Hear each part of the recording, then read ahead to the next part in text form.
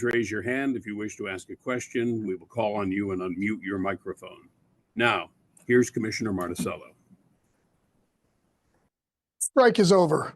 After 22 days of an illegal strike, the governor and I are happy to report it has now ended. In that time, we have welcomed over 5,000 correction officer and correction sergeants back, including over 1,200 today. We now have over 10,000 security staff working or available to work in our prisons across the state, and we are going to move forward with this team. After 4 different agreements and numerous communications outlining the potential consequences associated with this illegal strike, termination letters have been sent to over 2,000 people who remained on strike. Officers and sergeants who did not have pre-approved medical leave and who did not return by this morning 6:45 a.m. deadline have been terminated effective immediately. And while we did not meet the threshold for return to work to trigger the deal that was negotiated between the state and NYSCOBA, I'm still committed to providing some of the critical changes and benefits to my employees. To support our workforce, the governor and I are committing to honor the March 6th Memorandum of Understanding, including the HALT Committee, the 90-day HALT program suspension, the 12-hour shifts that will be maintained during this emergency as we continue our transition, 2.5 times overtime for 30 days from March 6th for all strike-related staff, the civil service reevaluation of the reallocation for both titles of correction officer and correction sergeants to be completed within 2 months, no discipline under the collective bargaining agreement. The Taylor law penalties will remain in place. My previously issued 70-30 memorandum will remain rescinded. We will pursue legal mail scanning to ensure that we can cut off contraband coming into the system and make for a safer work environment for both the staff, volunteers, as well as the incarcerated. The National Guard will remain in place in a support position under the governor's direction. And the health insurance reinstatement will occur immediately upon the staff's return to work this morning. And to support our workforce moving forward, we're going to go even further. We will allow employees to purchase health insurance covering the full state share and employee share to the first day of the AWOL when the health insurance was terminated. We will continue to pursue the Committee on Plot Plan Efficiency, and we will maintain the referral bonus moving forward so we can continue our aggressive recruitment campaign. It's time to recover, rebuild, and recruit.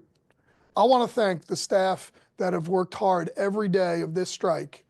Your being there was critical through this challenging 22 days. I thank the 5,000 security staff that have returned to work. I want to thank the executive teams, both in central office and across the state, our Office of Special Investigations, and our community supervision staff, and all of our other state partners.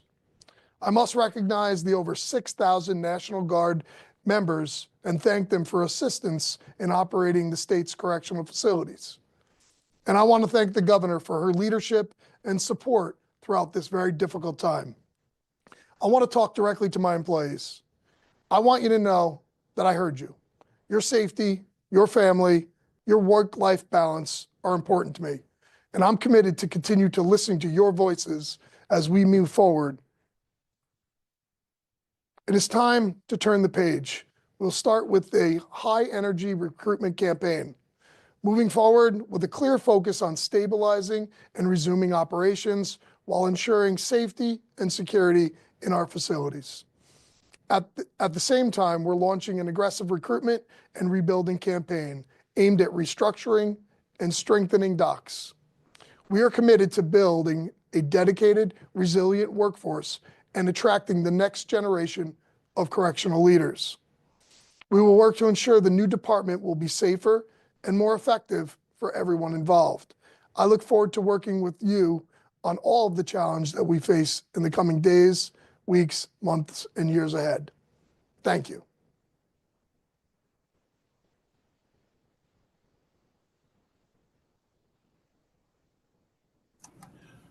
All right, it is time for the question and answer period. Please raise your hand and we will call on you. We'll give you a moment to get your hands raised.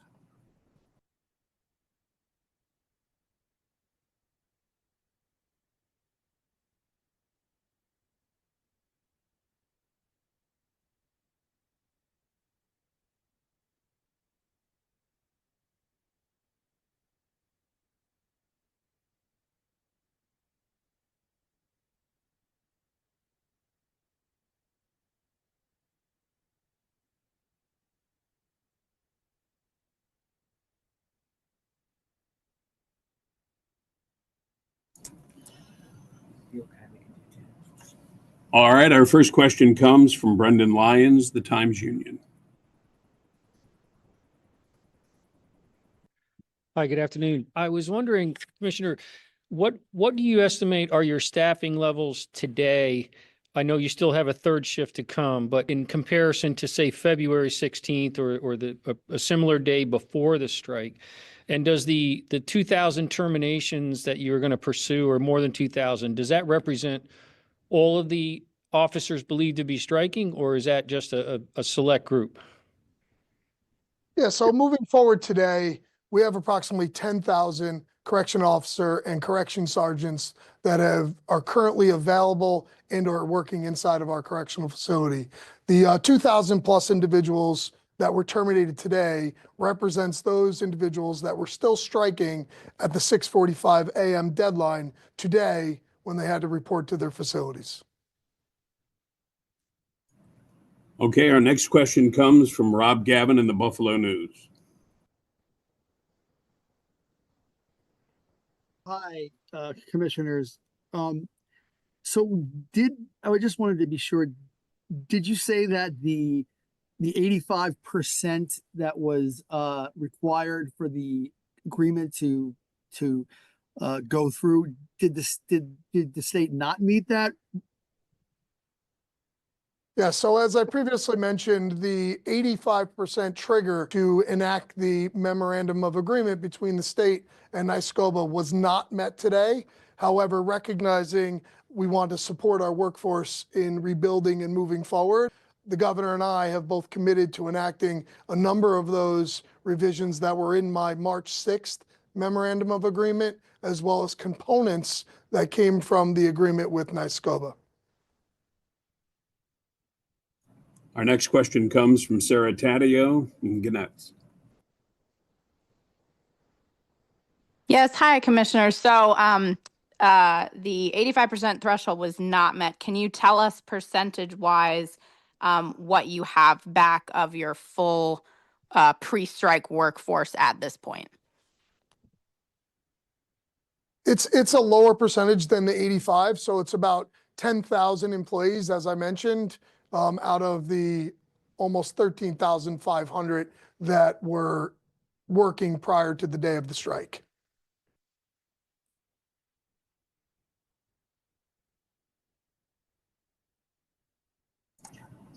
Our next question comes from John Moss in the Post-Standard.